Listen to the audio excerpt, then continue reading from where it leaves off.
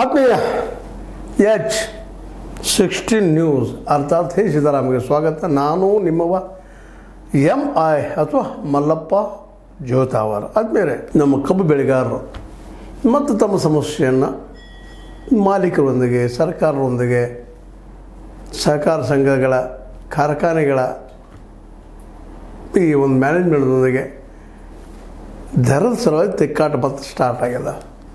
ಈ ಸ್ಟಾರ್ಟ್ ಆಗುವಂಥದ್ದು ಕಾರ್ಖಾನೆಗಳು, ಸಕ್ಕರೆ ಕಾರ್ಖಾನೆಗಳು ಆರಂಭವಾಗುವಂಥ ಸಮಯ. ಈ ಸಂದರ್ಭದಲ್ಲಿ ನಮಗೆ ಕಡಿಮೆ ಅಂದರೂ 3,500 ದರ ನಿಗದಿ ಮಾಡ್ರಿ, ಕಬ್ಬು ಕಳಿಸೋದು ಪೂರ್ವದಲ್ಲೇ ಅಂತ ಹೇಳ್ತಾ ಇದ್ದಾರೆ.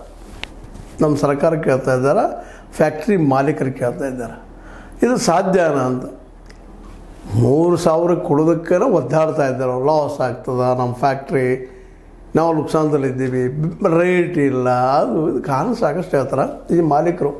ಎಲ್ಲರೂ ಮುಂದೆ ಇದರಲ್ಲಿ ಒಂದು ಮಾತನ್ನು ಗಮನಿಸ್ಬೇಕು. ರೈತರು ಸಹಕಾರ ಸಂಘದ ಮ್ಯಾನೇಜ್ಮೆಂಟ್ ಇರಲಿ, ಪ್ರೈವೇಟ್ದವ್ರು ಇರಲಿ, ಯಾರೂ ಇರಲಿ, ಯಾರೂ ರೇಟ್ ಅಂದರೆ ಕಬ್ಬಿಣ ದರದಲ್ಲಿ ಟನ್ನಿಗೆ 3,000 ಮೇಲೆ ಕೊಡೋ ಸ್ಥಿತಿಯೊಳಗೆಲ್ಲ ಕೊಡೋದಿಲ್ಲ ಅಂತ ಹೇಳ್ತಾರೆ ಅವರು.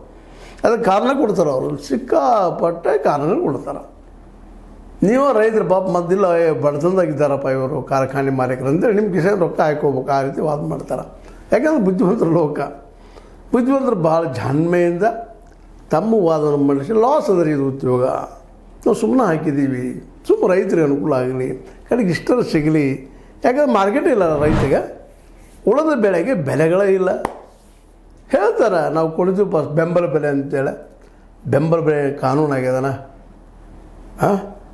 ಈ ಕಬ್ಬಿಗೆಲ್ಲ ಬೆಲೆ ನಿಗದಿ ಆಗ್ಯದ. FRP ಪ್ರಕಾರ FRP ರೀತಿ ದರ ಫಿಕ್ಸ್ ಮಾಡ್ಬೇಕು ನೀವು.